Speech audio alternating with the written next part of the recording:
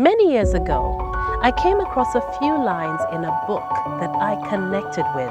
They were, "It's easy to judge, but you never know another person's heart, what gives them strength and what breaks them down." I have learned to listen more and speak less.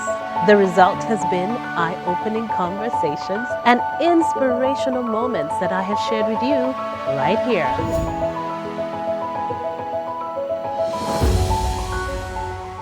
Hello and welcome to another episode of Crystal One-on-One. I am Crystal and today I'm happy to introduce my guest from just over the border, but she's almost Ugandan now. Yeah, I am Cynthia Nyamai. Ugandan. You are Ugandan.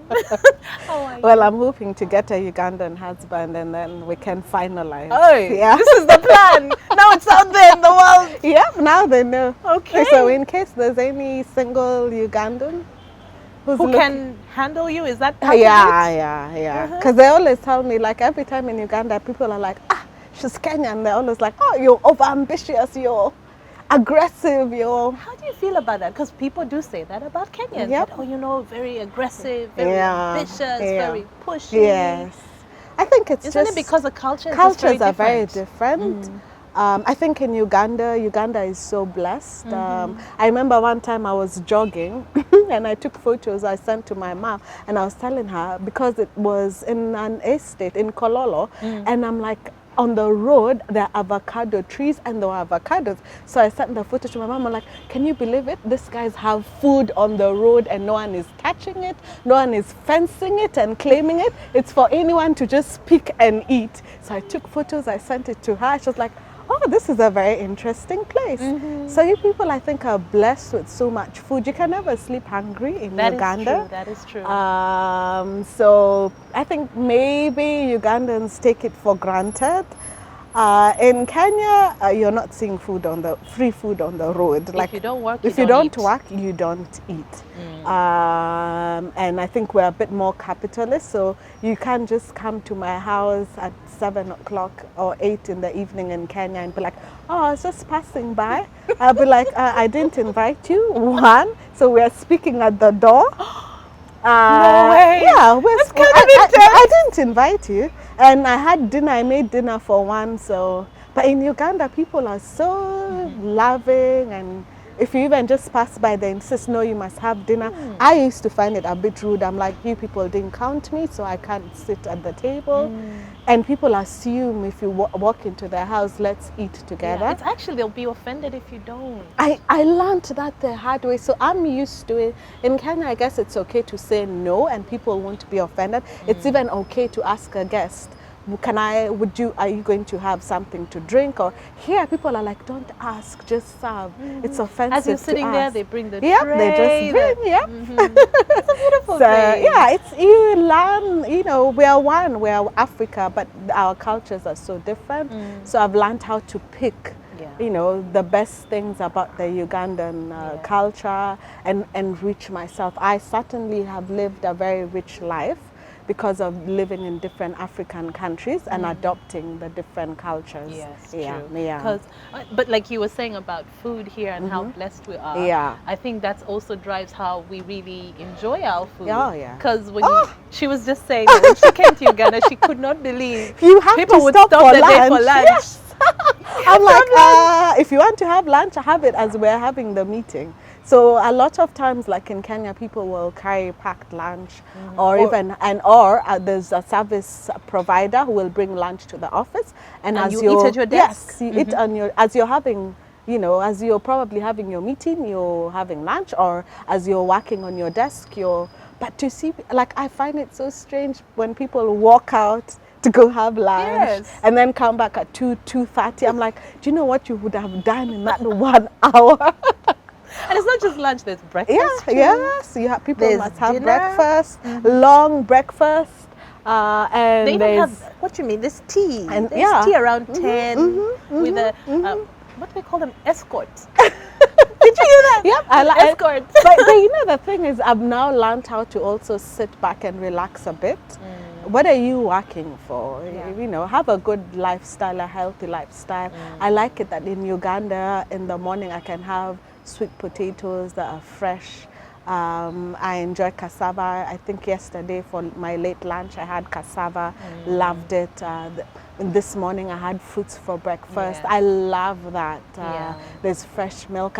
And before here I was in Nigeria, where there was no fresh milk. So yes, there's never, I went to the supermarket once, I was like, I can't find fresh milk. So they started laughing. I'm like, what's so funny? What do you mean they don't have fresh milk? They're like, we don't sell fresh milk. Yeah.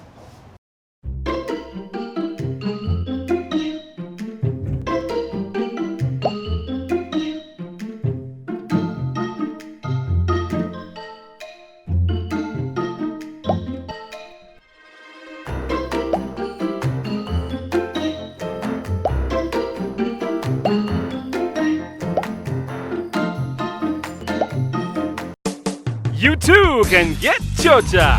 Top up every Monday and get 10 times bonus data bundle with Chocha Monday. Log on to www.smile.co.ug or visit any Smile outlet and top up now.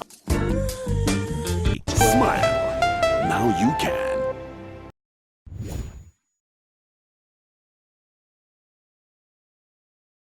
It at high-end restaurants, and it's also a bit expensive, but you don't just walk into the shop or supermarket, so they use a lot of cream.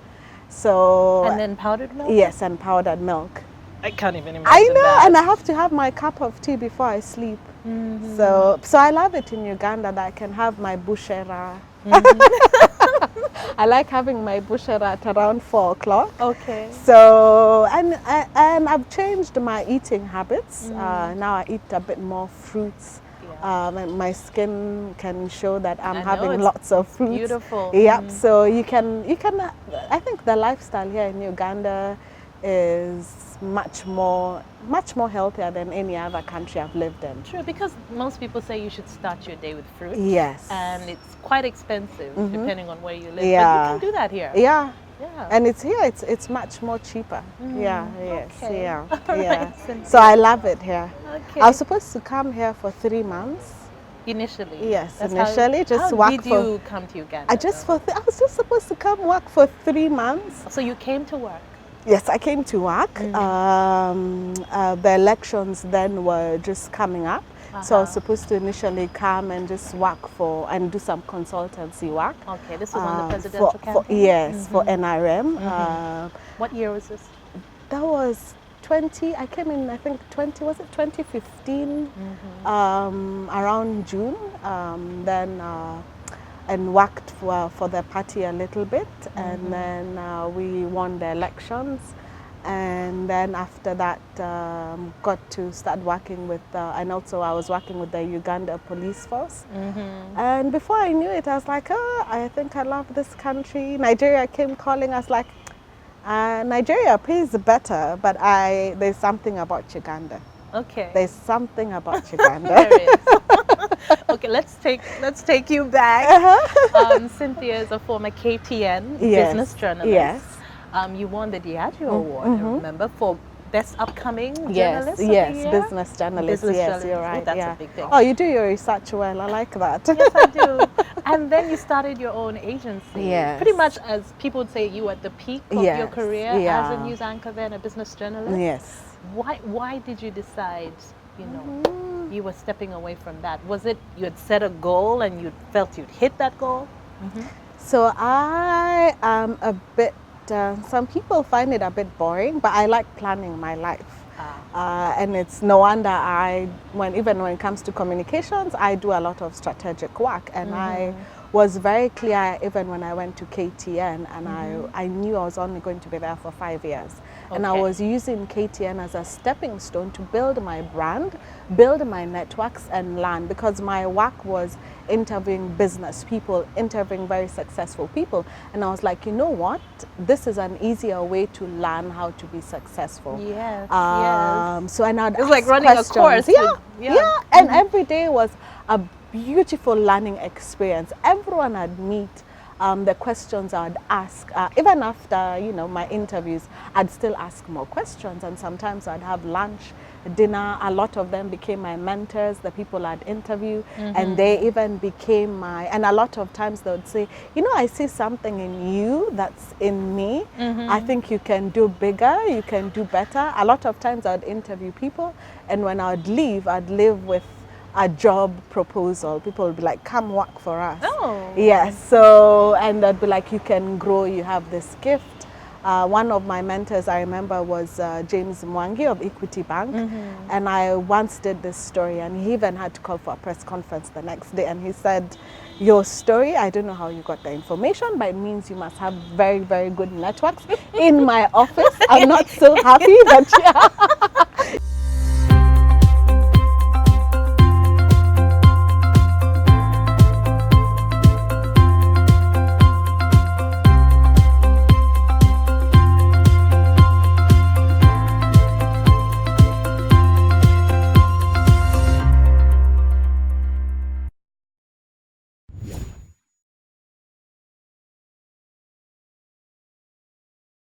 your story, I don't know how you got the information, but it means you must have very, very good networks. In my office, I'm not so happy that you got that information, but he was like, why don't you come work with us? You have very good people skills.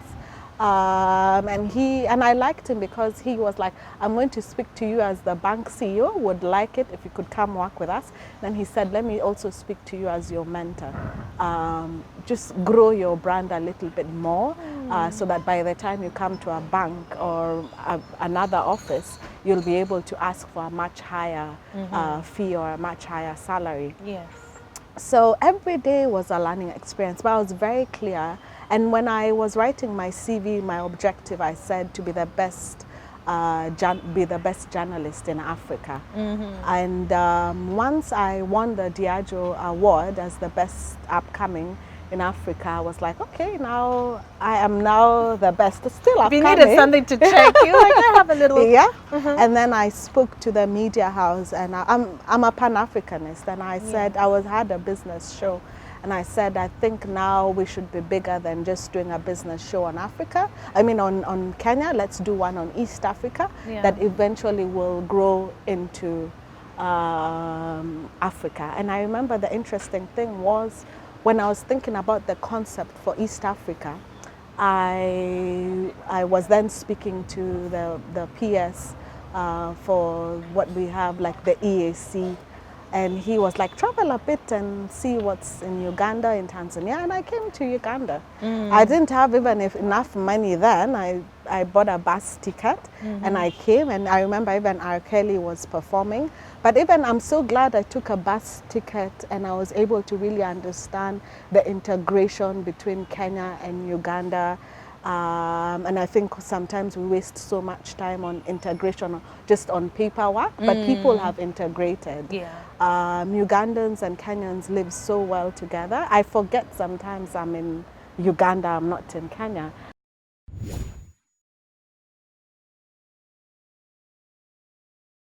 And then my PR company had started catching up. You had already started? Yes, yes. And a lot of times when I started, I'd do work for free. I'd be like, I want to have the experience, can I do this work for you? A lot of times when people were in crisis, they would come and say, could you please help, advise? And then when I advise, they'd be like, hang on, take over the team and then, work for us. And I was getting extra money on the side. Then I realized, okay, with one meeting in one day can make me more than 3 times what I make in a month. So I said, now let me put more time in my business. Yes. And speaking of saying that sometimes you would work for free, I understand that you offered your services even to Forbes Africa? Yes. To be a writer? Yes. I walked into the office. I said, you know what? I don't see enough Kenyans and especially East Africans on the cover of Forbes magazine. So I said, I want to see more. And if it takes me writing, I will write. And it was a bit difficult because I was in TV. So you write a shorter script. I remember the first time I wrote a story, I was interviewing a businessman called Merali. And I wrote his story and I thought I had written. And I sent to the editor. He was like, hang on, Cynthia, this is just 1 page. You've done nothing. I was like, there's nothing else to say. He's like, describe how you felt when you met him, how the meeting was and all that. So I learned, but I did it because I wanted to see more East Africans on Forbes magazine, and I really want especially young people, even until today, to understand that when you see successful people, they've come from so far. Like I wanted to tell Merali's story because he rarely does interviews. Yeah. He rarely does interviews, but And I think one of the trickiest things, I think, for Forbes is people do have to declare how much you're worth. And when I told him that, he was like, oh. And I was like, no, think about it in a different way. I just want people to understand that it's normal. It is possible in Africa to be worth millions and millions of dollars.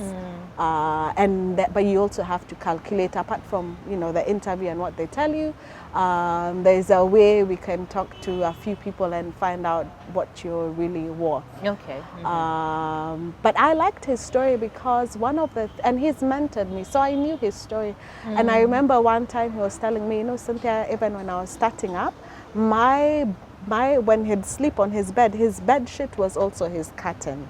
So they'd have to wake up very early in the morning, take off the bed sheet and then place it as the curtain, of his bedroom. And then in the evening when they would sleep, they would take it down, lay it on the bed, and when he's saying that to me, I'm like, this man owns a bank. And when he was going to buy that bank in the US, he traveled economy. And that's the story that I want to tell. You know what? It takes a lot of hard work. It takes a lot of guts.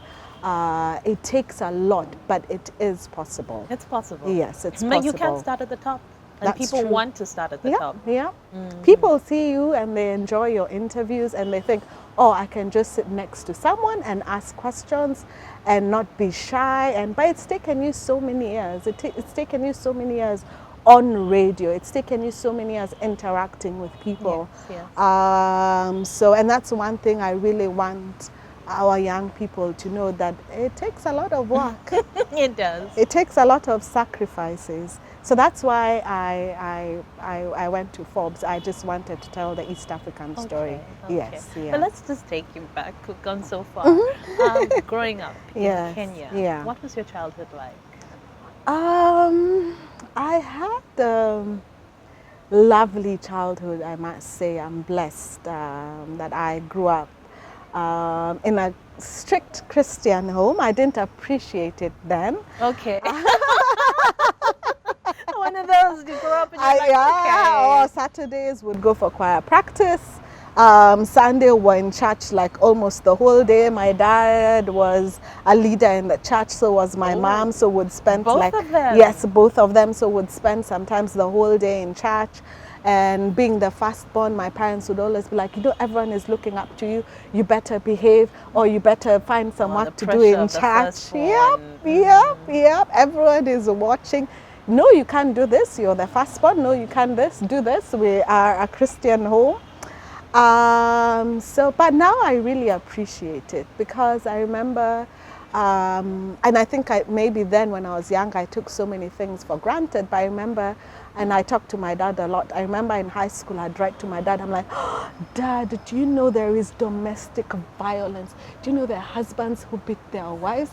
I'm like, did you know about this, Dad? I sat with a friend of mine and she told me the way her dad beats up the mom. I was like, oh, Dad, I didn't know this happens. Did you know this happens? I just love that you could talk to him about it. Yeah, we talk about everything. He taught me everything. Like even when it comes to like sex and everything, we had your dad talked to you about sex step by step, and was like, you know, wait, step, and what? I liked it. An African man? Yes, and he was like, you know, one day he sat with me. I was receiving too many phone calls at home. I was like, something is going on here, and then he was like, and I liked it because he said, you know, you're growing up and you're becoming a very, very beautiful woman. You're very beautiful, and a lot of men are going to start asking you out. And I liked it that it came from my dad. Yeah. And he was like, I never forget you're beautiful, you're independent woman, and you have a great mind, so you can make your own decisions. And he was like, and I want to tell you about sex. And he was like, there's nothing wrong with having a boyfriend. You can bring your boyfriend home, Yeah. but never spend time with him in a private place, Yeah. make it public. And he explained, he said, and you know, you will notice soon when you're sitting with your boyfriend, you'll want to sit closer to him. You're no longer satisfied with him sitting opposite. You want to sit closer, and then he might just place his hand here, and then you will realize at first you're not so comfortable, but eventually you like it and you want to lean in closer. He explained it, and he was like, those are normal feelings that human beings have, but the important thing is that you have discipline in your life, and you understand there's a time for, you know, all these things. And he was like, and if you keep yourself pure, I'll make sure that when you have your wedding, it will be a big fabulous wedding and everything, and it will be a great testimony to everyone. Okay. And I really loved that. Because he validated your emotions. Because I think most parents don't even want to. Yes. They're just like, that's bad. Yep. Don't do it. Yep. You know, Yes. it's bad. Yeah, and it's good when you explain so that when it happens, you're not shocked. When you suddenly feel, I want to get kissed, and then you realize, oh, it's a normal. And I talk about those things, and sometimes people are like, don't say it. But I'm like, no, it's a normal emotion. I grew up in a home where we're taught this is normal. It's about how you handle it. Yes. But apart from him just talking to me, he was a great example. And I was just telling someone the other day, one day I broke up with this boyfriend of mine on the road because we were talking, and he just got so angry and shouted at me, and I was like, and I was so shocked in my mind, and it just came out, and I just blurted out and said, you know, my father has never spoken to me in that tone and that language, and he has never done that to my mother. Why would you do that to me? Who are you? You're not even my father, and I've done worse things to my dad. And I was so shocked, and so I said, it's over. And I was very young. I was a teenager, but I realize now it's because of how my father brought me up. And even now when I work with people, and sometimes the other day I met someone, and he's lived in the West for so long, and so he uses the F words and everything. And I said, hold on, when you're speaking to me, you don't use those words. And I think it's because of, you know, the way my father validated me and the way he taught me how, you know, how people should speak to me. How people should treat you. So even when I sit in offices or have meetings, whoever you are, you don't shout at me. I'll be like, let me give you time to calm down, and then. Yeah. So fathers are very important. Yeah. Fathers are one of the most important things in this world. Yeah, we are. Yeah, and parenting and how we bring up children. Okay. What about your mom, though? My mom. Was she closer to your siblings? My mom, we're now very, very close. But when I was growing up, especially when I was a teenager, I couldn't stand her. Mothers suffer. Mothers suffer. I'd be like, when she'd speak to me, I'd just shut it down. I'm like, yeah, whatever. So I think it helped that I was very close to my father. Yeah. But I became very close with my mom when I got into uni, and we would spend all our times together. And when she'd go for ladies fellowship, I'd go with her. When she would go for, and my dad would travel a lot. So sometimes I used to feel like I need to fill in that position of my dad. I need to take her to places, make sure she gets there safe. Aww. So we became very, very close friends, and we sort of like ran the home together.